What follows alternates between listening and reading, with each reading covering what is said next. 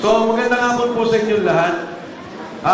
Una sa lahat, nais kong ipaliwanag yung sirkumstansya ng pagkikita natin dito. Actually, nagkaroon ng konting siguro hindi pagkakaintindihan sa mga kasama po natin sa Senado, pero ito po yung talagang patawag ng Senate Blue Ribbon Committee. Kanina, nandito si Senator Robin, Senator Amy Marcos, maging kahapon, dumaan po ang buting Senator Robin Padilla para tingnan at magkaroon ng ocular inspection dito sa ating kinalalagyan sa ngayon. So kung ano man po yung kaguluhan nila, dahil bukas ay special session na ng Senado, pinatawag ng Palasyo. At alam natin na ito ay patungo sa pagbabago ng liderato ng Senado. Hindi lamang sa liderato ng Senado, ngunit ito rin patungo na sa pagbabago nila noong liderato ng Blue Ribbon Committee.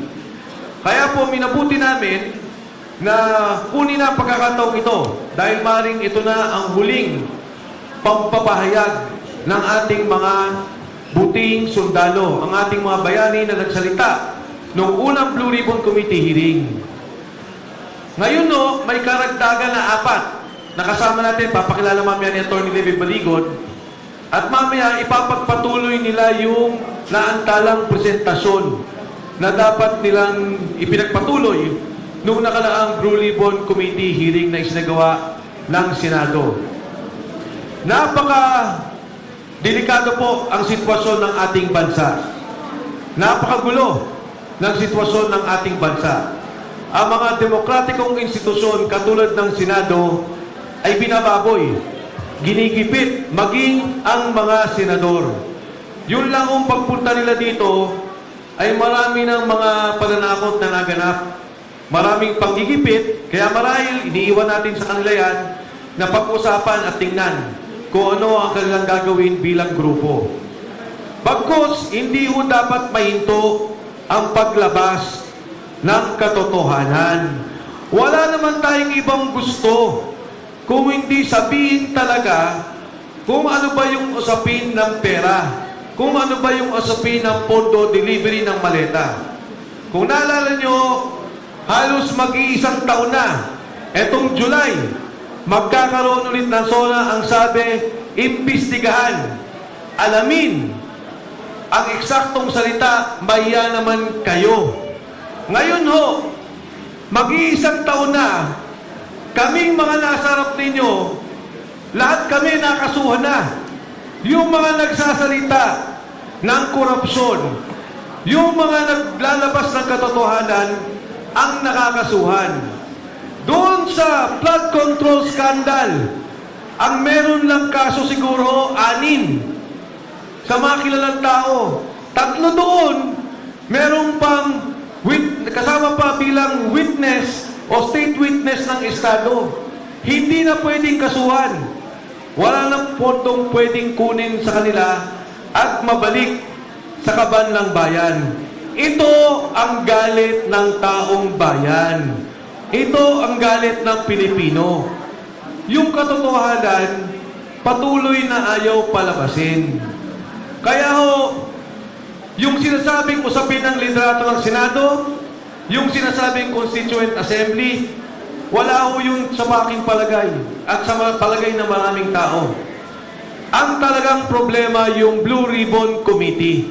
Ang talagang problema kung saan tutungo yung flood control scandal. Kaya po sa pagkakataong to, nais ko lang kilalanin, Atty. Harold Respicio, halika dito. Sumama ka sa amin. Kasama po natin to sa lahat ng labanan. Kaya po sa pagkakataong to, magmula sa 18, may dadagdag dapat na 14. Pero ngayon po, katulad na nabanggit ko, nagkaroon ng konting kaguluhan. Sa ngayon, may 4 na dumagdag. At ang pagpapatuloy po niyan, para ipakilala at mamaya, ang ating mga sundalo magsasalita. Sila po ang pakinggan natin. Sila yung nakakaalam kung ano yung mga nangyari. Ano pa ba ang mga dapat malaman? Mahaba po ang kwento nito, individual, iba-iba partisipasyon nila. Sa pagpapatuloy po, bigay ko naman sa isang magiting nating abogado ang nagtaguyod sa kanila at patuloy na lumalaban. Sa ngayon, ang mga magkakasamang to, 10 na ang kaso na ipatong bawat isa sa kanila. Mga kasama, wala pong iba, Attorney Levy Baligod.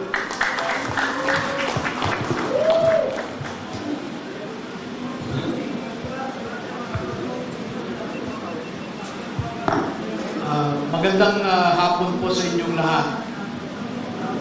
Dumating po kami kanina kasama ang 22 na dating sundalo rin at dating mga empleyado ni Ginoong Saldico para sagutin namin ang paanyaya ng Blue Ribbon Committee na pinamumunuan ni Senator Pia Cayetano at saka ni Senator Marcoleta.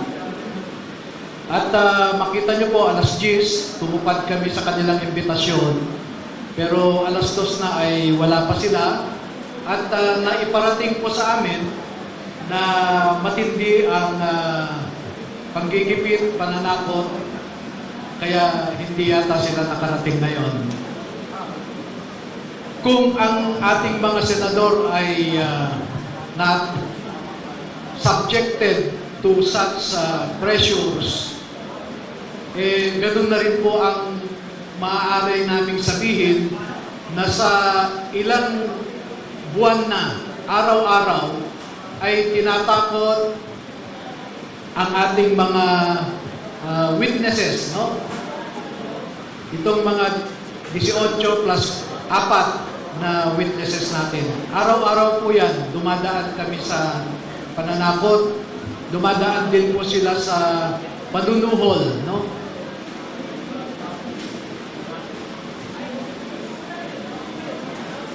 Siguro sa hapon na ito ay hihingi ako ng ilan sa kanila na babasahin ang kanilang initial na affidavit. Dahil kung maalala po ninyo, noong June 4, ay hiningi ni Senator Marcoleta na mag-execute ng individual na affidavit. At ilang gabi na po akong napupuyat, iniisa-isa ko sila.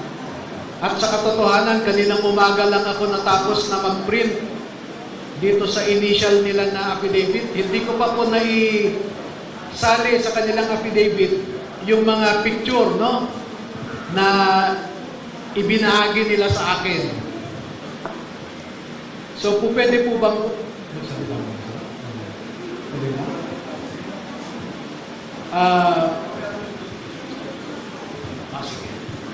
Sige. So, 4 o 5 siguro na initial na magsalita lang para hindi po bumaba ang ating...